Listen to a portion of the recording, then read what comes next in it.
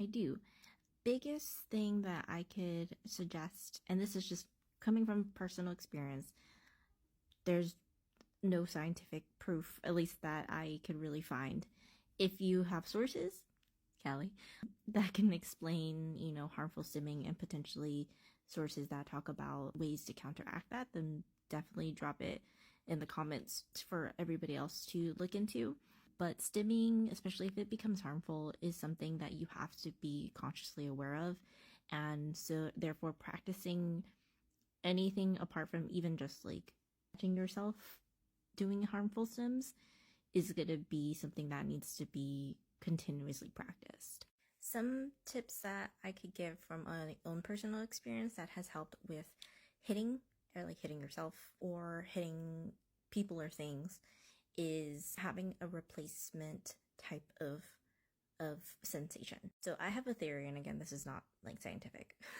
I'm just basing it off of, pattern recognition and what seems plausible for autistic people, and for myself mostly, that I feel like is the reason alternative stims have helped me, is that when it comes to like the sensation of hitting, or the reason why I feel like I want head hit, is because during my meltdowns, or when I feel like I need to do that, is when I'm very angry or very upset, or there's all this pent up frustration, that head hitting or hitting is the closest thing to that will help me alleviate that tension or that pent up energy. So to what I did to kind of help bring myself to realization is, I think many of us already know, like when we do this, it becomes very harmful. We could create concussions. Some of us, I know there have been actually autistic people who have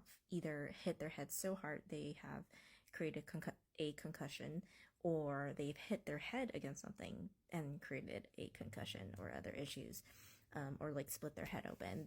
There's severities of that has definitely happened for autistic people. And the thing that has helped me to be more understanding of those things, of like knowing what to do, is being aware that I am hitting. So instead, what I do is, somebody else in the comments mentioned they have like more pressurized hits. So when you're hitting, if you are a head hitter, sometimes, like for me, I usually use my palm and put pressure instead of, hitting in the way that it's actually going to put a lot of strength to it.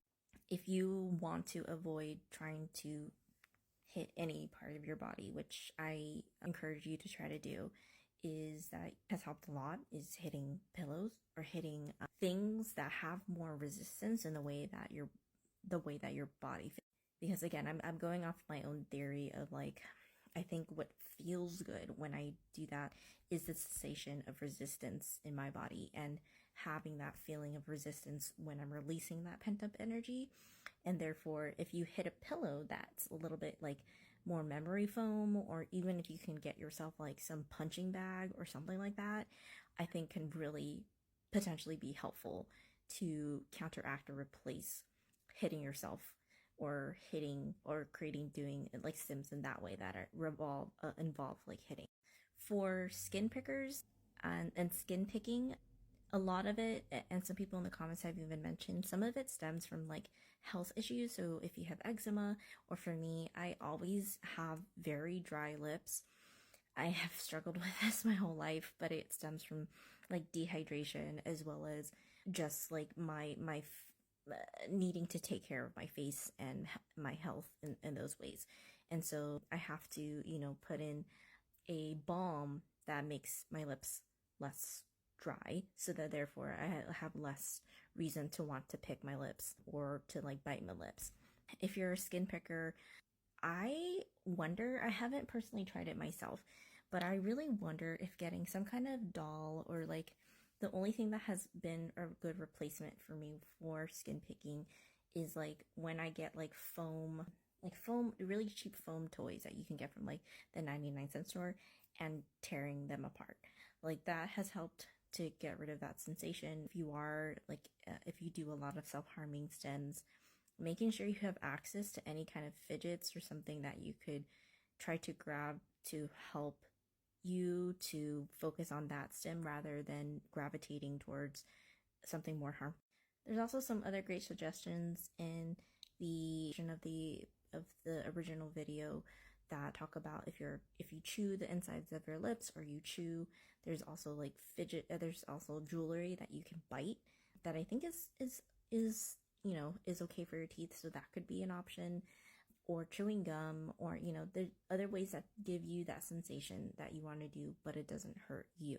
Also, I was looking for like strategies for skin picking, and I found this article online. It's like I don't know if it's necessarily scientific, but it gives a lot of what I think might be really helpful suggestions, and it breaks down into like a whole bunch of different categories of areas that we need to think about in concerns to preventing like skin picking. But I feel like even those tips can maybe be even applied to actively like being aware of the types of harmful stims that you do, and having a certain practice of mindset and physical as well as environmental suggestions of things that can help to prevent those harmful stims. Like, there's all these different suggestions. It's suggestions for skin pickers, but I thought it was very interesting. They have like place and environment strategies that you could try that could, again, like if you're very prone to doing a skin picking, or if it is like there's so many reasons why we do potentially harmful stims, and a lot of it has to deal with a lot of environmental as well as internal stressors or triggers. So if you have ways of changing your environment, that can also help prevent those harmful stims from coming up. So I don't know, I really hope that this website, I'm going to be putting it in the comments, and I hope some of it can be helpful.